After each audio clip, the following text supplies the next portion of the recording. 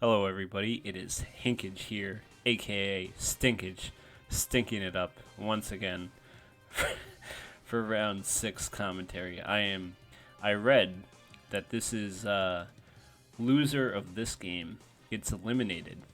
Did I say this was Jesus. Did I say if this was round 2? I mean round 6 ADVR 2? I think whatever. Yeah. We're off to a great start. It's SSBM Nicki versus Squeenr, and I gotta be honest, I am biased here for Squeenr. Maybe if you changed your name SSBM Nicki to SSBB Nicki for the superior both casual and competitive game, Super Smash Bros. Brawl for the Nintendo Wii. Unfortunately, you don't have such good taste. That's okay, many don't. They would say that my taste is the inferior one. So, we're going to let bygones be bygones and play Pokemon instead. Heracross definitely has to switch out into the cow. The cow is revealed. And it takes a surprising amount from Dragon Claw. God, Miltank sucks. Okay, Miltank got the body slam para immediately. Miltank's amazing. Milk Drink. I would have, well, chooses not to spike there. Switches out on Mag coming in. Interesting that he decided not to. Okay, well, I mean, I guess that Earthquake makes total sense then. Sorry, that was my fault. You can blame me for that. He was trying to catch the Magneton switch in with that Earthquake. I mean, I think Fortress does live T-Bolt. I mean, HP Fire, barely with Max Spadef. Maybe that one doesn't have it. Anyway, that Mence is down to Mixed Spence Dragon Claw. Interesting. Well, I mean, that's typical as well. Again, switching out Blissey as Heracross comes in. That's not what Blissey wants to see, obviously. He's fine with taking a Mega Horn for the sake of paralyzing. You know what? That could be worse. I mean, that Heracross could have done a lot of damage. Oh, and soft boiling. This Miltank definitely has Heal Bell. So it cursed. Okay.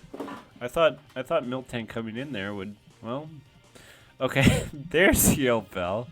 There's Heal Bell. There's the layer of spikes. Do we Earthquake here? We boom. Interesting. Alright, well, you know what? It's better than being trapped and just dying, I suppose. Not as much value as an Earthquake would have gotten you there, but can't win them all, you know? Alright, Heracross definitely might have, definitely going to force out Blissey. He might have Choice Band here. It could be Lumberry, and this is just playing the long ruse game. It's very possible. Wait a minute. No, he doesn't have Lumberry because he got paralyzed before. I mean, Slack. God, if I make one mistake, I just it's so over. Well, anyway. Okay, no para on the T-Tar. Gonna sack Magneton here. That's about the best you could really hope for a pivot. Snorlax coming in on the special T-Tar makes sense. This T-Tar could still have Brick Break, of course. It does not. Even if it did, though, usually has very little to no attack investment, so a Cursed Lax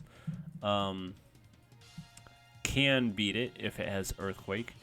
Usually special T-Tar has Roar, as we all know, but he's choosing not to use it, so I guess he doesn't have it. Or he figured it's more beneficial just to chip down Lax into rest. Now he can Roar, for sure, fairly easily. He must not have Roar. He would have used it there, surely. I mean, this isn't Gen 2. This Snorlax likely doesn't have Sleep Talk. Salamence has Roar. Okay. Alright. That makes more sense. Mixed Mence with Roar. I was taken off guard the first time I saw that, but you know what? I'm used to it now. Missing Toxic there is not ideal, obviously. You're basically eating a huge Fire Blast for nothing. I mean, even if you had hit that Toxic, it could be easily Heal Belled off. You could just Heal Bell that away. I think you're going to send in Ments here? Yes, of course. Of course. Mixed Ments can still do a lot here. I mean, it does have Brick Break. It's definitely going to put the pressure on.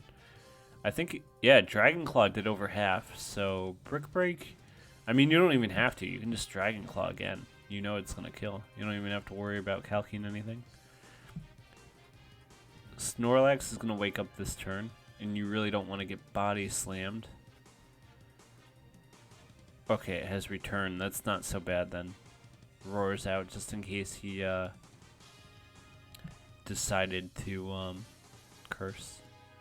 Brick Break there. He could have... Oh. He was worried about... I wonder how much... I don't think Lax can do it from here. I really don't think it can. But I mean, it's better... Yeah, okay. It oh, that's HP fighting. Okay, yeah, he knew. He knew. Okay, yeah, Lax has got nothing. I was like... I was thinking about it if it was HP flying. Alright. SSBM Nicki winning game 1. Congrats. Let's go on to game 2.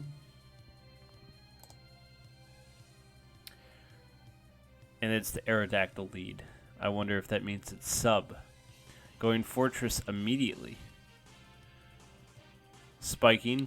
Okay, he is not afraid to just click spikes this time. He knows. Don't quote me on this, but I'm pretty sure full Spadef Fortress would live Magneton HP Fire with a plus Spadef nature. Who knows? I'm probably wrong. I'm probably making stuff up again. I'm known to do that every once in a while. Okay, yeah, definitely Pert's gonna force out T-Tar there. Now, Fortress basically beats Skarm in every single way. I mean, Skarm might be able to Drill Peck, but that's really all it can do. You know, which usually does like 17% if I remember correctly. That's like the only it's like one of the few damage calcs that I actually remember. Scouting for the HP grass just in case and getting a little chip heal. Can't go wrong. Blissey here? No, he chooses to go Sap. Go mid ground because it keeps off spikes.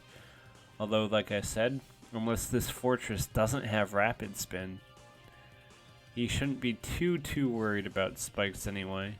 It is true that Squeenr might have a Gengar. There it is. I just spoke it into existence. I wonder if Nicki has Pursuit T-Tar or even a Houndoom to make up for it. Or maybe it's HP Ghost on Fortress. Any of those three things would be adequate, of course. No Spinner though on Squeenr's team, so this third spike is he didn't spike.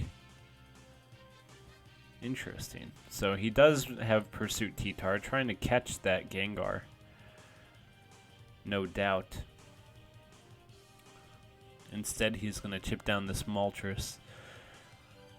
He didn't really, getting burned there is not really ideal, though. The Spadef drop is going to be doing 24 with Crunch next turn, just about. So, it's not going to be enough, though, with Soft Boiled. He's not getting up that third layer, which would be very beneficial to him. Getting Toxic on Pert is kind of disastrous if he doesn't have Refresh, but he does, so it's fine. I was going to say, I was like, I expected better. And there it was, of course, the Refresh. Still, though, he can Protect here for a little bit more, which might give Squeenr a free switch turn. Does he Protect? No, he Surfs, taking the aggressive route. In true Melee player fashion, preferring to just mash buttons and... I'm sorry. No, that was a good Surf. Why he doesn't get up the third spike, though? He's more concerned about spinning. I think that third spike would be very crucial. That's just my opinion, though. Who am I to say? I've said many. I usually make the wrong plays, so perhaps he's right. I mean, he got the freeze, so what do I know? I mean, that was all part of his plan, right? Freezing with Ice Beam. Now he can. Now he can surely just do whatever he wants. Now he can just switch in T-Tar for free on Gengar most of the time. He's Ice Beaming on this Pert, which is. I don't know if he expected a switch there, or if he just wanted some chip damage on him, or...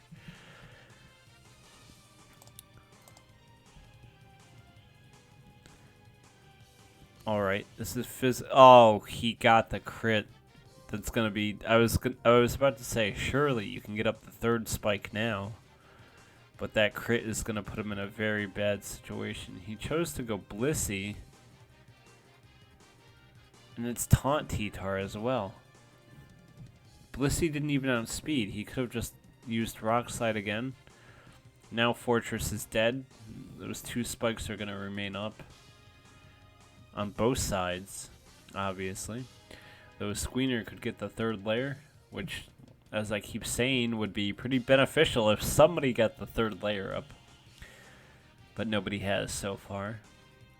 We're both taking our time with it. I mean, neither side has a spinner now, so Squeenr could get a huge advantage too with having the third layer to do 25% over the 17% that Nicki's could do. That was good, switching in Gengar in the Protect turn, trying to maybe get a little thaw out there. No, but it's worth a roll. 20% chance, by the way, in case you have forgotten. Actually doubled from the previous gen's 10% thaw chance, which is just ridiculous, but still 10% more than Gen 1's. Gen 1's. Anyway, I digress. I don't think it's looking too good for Nicki here right now. I mean, the taunting Blissey makes sense there. Alright, he's dead. He's gone. It's over. I think the structure is beginning to crumble at this point. Yeah, I think I'm sorry to keep harping on it, but I just really feel like that third layer might have done him a lot of justice. I'm sure he's looking back and he realizes it now. So, I won't keep bringing it up. I won't keep focusing on it. But I think this game's kind of looking like Squeenr here. Looks like Squeenr is going to take this one. Swampert dead to Seismic Toss, yeah. And now he just has no rock resist for T-Tar. Arrow cannot beat Swampert. It definitely, oh yeah. Skarm's still at 19, so it can chip heal. Zapdos can't do anything. I mean, Zapdos is going to get rock slid here. Yeah. It's looking like it's over. There's nothing wrong with playing it out. You can hope for a crit, or maybe that Squeenr would mess up, but as far as I'm concerned, I don't really see a path to victory here for Nicki.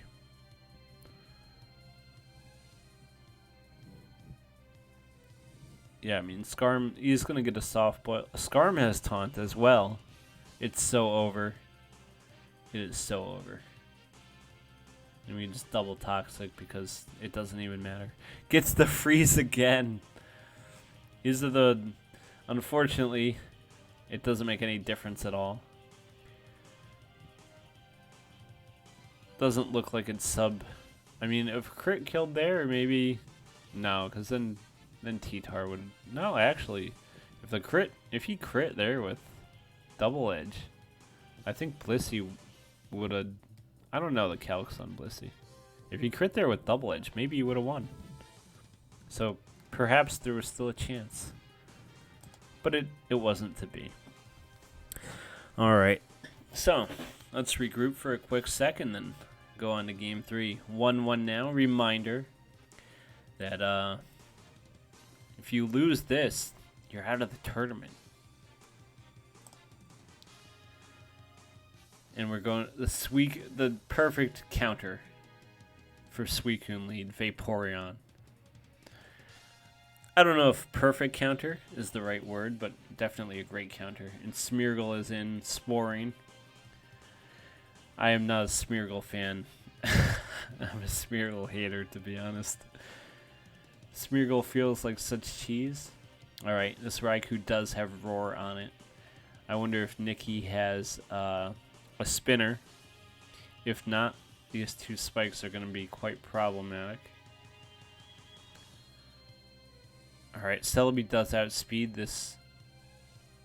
He's going to baton pass this Calm Mind, no doubt, to Raikou.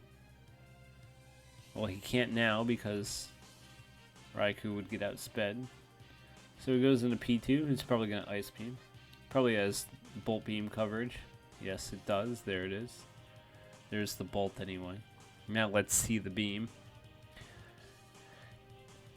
Does he have HP? No, he doesn't. Though that crit is pretty massive. I don't know if... I think Porygon 2 can live here. Yes, it can. It's extremely bulky. But it's gonna be 2 hits still. That crit ultimately didn't make a huge amount of difference because, you know, even he got 2 T-Bolts in, so Doug would have cleaned that up anyway. I would go, I think he's got to go, yeah. Oh, he's going to go Suicune here on Gengar, hoping for a wake-up, possibly. Probably figures that Raikou is way more valuable with that Vaporeon. Yeah, Raikou is way more valuable with Vaporeon and, well, I mean, Suicune could take out Arrow. It could do decent damage to Metagross as well. Thunder Punch. He used Thunder Punch before, and I didn't even notice. Okay, interesting mixed gross set. The Celebi, I wonder if it's got Psychic or Giga Drain. Remains to be seen. The burn is unfortunate, but it's okay. Because we have Jirachi, who is probably going to... Jirachi does pretty well into this too, if it's Super Rachi. It looks like it might be. It might even have Wish. Interesting Calm Mind boost pass. Let's see if he does have it. Okay, Psychic. He's dead to Arrow here.